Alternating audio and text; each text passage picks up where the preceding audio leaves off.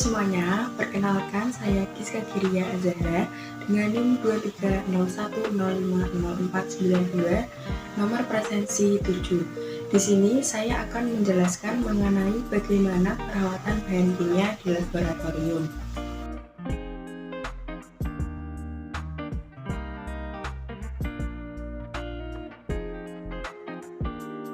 Tujuan perawatan bahan kimia di laboratorium untuk mengetahui perencanaan kebutuhan bahan kimia.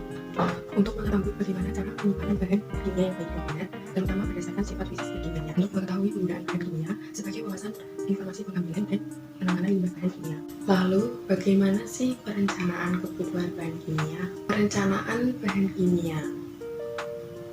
Contoh, perencanaan pembelian bahan kimia. Pembelian bahan kimia dilakukan setiap semester atau 1 tahun sekali. Supplier terpercaya. Contoh, supplier terpercaya.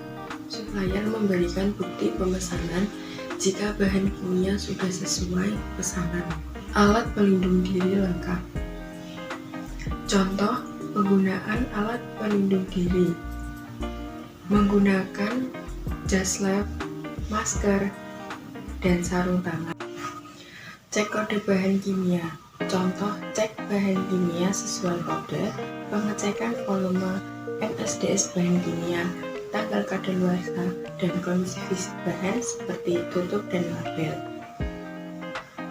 Lalu, bagaimana penyimpanan bahan kimia? Mari kita simpulkan dari kedua gambar ini.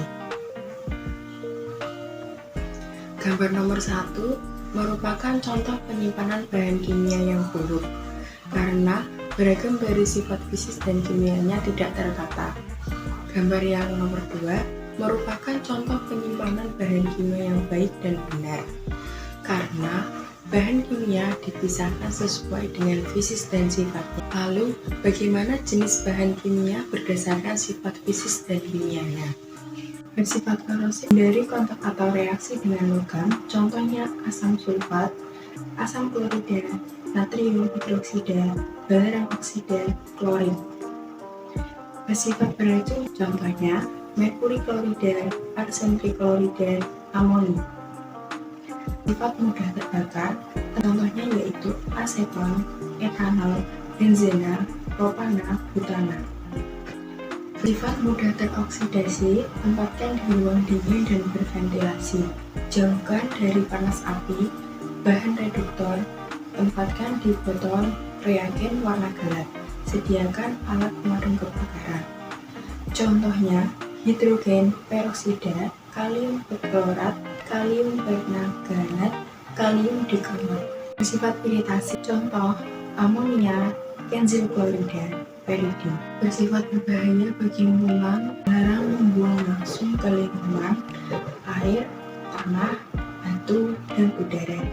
Contohnya tetraklorometan, tributylin klorida, dan petroleum atau bensin. Penting dalam penyimpanan bahan kimia, aspek pemisahan berdasar sifat fisik dan kimianya, tingkat risiko bahaya atau MSDS, pelabelan, fasilitas penyimpanan, inventarisasi, pengecekan secara berkala. Bersifat korosif, bahan kimia cair dengan simbol korosif. Bersifat beracun, bahan kimia padat dengan simbol beracun. Bersifat korosif, bahan kimia padat dengan simbol korosif. Bersifat iritasi, bahan kimia padat dengan simbol iritasi. Bersifat mudah terbakar, bahan kimia cair dengan simbol mudah terbakar. Bersifat mudah meledak, bahan kimia cair dengan simbol mudah meledak. Mudah teroksidasi, bahan kimia cair dengan simbol mudah teroksidasi. Bersifat berbahaya bagi lingkungan, bahan kimia cair dengan simbol berbahaya bagi lingkungan. Bahan kimia inkompatibel, perlu diperhatikan sifat bahan yang dapat bereaksi apabila bahan berinteraksi dapat menimbulkan kebakaran atau ledakan. Lalu, bagaimana penggunaan bahan kimia? Penggunaan bahan kimia cair.